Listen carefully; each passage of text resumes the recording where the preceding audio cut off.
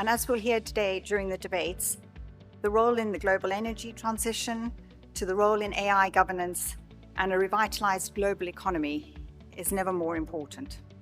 Blended finance, in particular, when we talk about investment, for us, it's going to be important. And I'm looking forward to us being able to have more of that concessional financing so that we can de-risk a lot of private sector investments in Africa.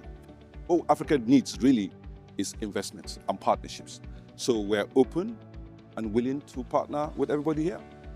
Africa is so used to exporting commodities and minerals in their natural form. Intra-African trade and AFCFTA gives us a unique opportunity to industrialize. Over 60% of BII's portfolio is invested in Africa. And I think we do riskier things in riskier places with riskier instruments.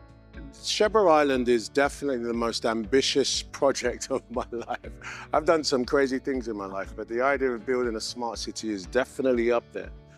What I love about the Africa debate is that there is action that comes out of here, right? So people actually leave here with great ideas that they can implement.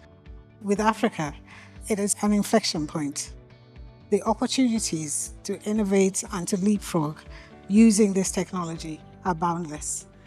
Africa is a young population, average age 18 or 19, and that's where the strength and the vigor of the continent lies. A young talent in Africa sees the potential, and of course we need success stories, but sees the potential and is like, you know what, actually creating my startup and building in Africa is a better path. Now, the private sector needs to create confidence. If Nigeria gets going, biggest economy in Africa, it will be a silver bullet. You have industry leaders here, you have influential voices, and you have policymakers, decision makers. So what a better way to reach people that are quite pertinent towards the narrative. Building on this very strategic position, as you said, as a hub connecting Morocco to Africa and the world, investing massively in transport and infrastructures. In the next 25 years, we're going to add 1 billion people on the African continent. It astounds me that people think that that is a challenge. Of course it's a challenge, there's lots of challenges, but Africa is going to be a different place. The democratization of expertise is one of the things that AI resolves as far as the intractable societal challenges that Africa is faced with today. So for us, Invest Africa is a platform through which we can reach out to the world, and the world, in a sense, can reach out to us.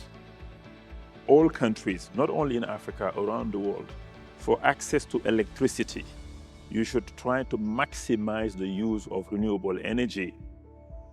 Africa has to put its own capital. It cannot depend on somebody else funding money. That will not make it work. Today we are successful because we have AfriExim, we have AFC, which is African capital, which understands Africa and is willing to support it. Invest Africa just allows us access to be able to build those partnerships with those entities that are looking to invest in Africa.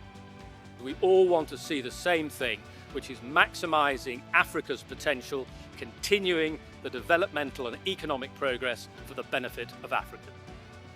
Thank you everyone for putting your time and your effort and your passion into Africa, for Africa.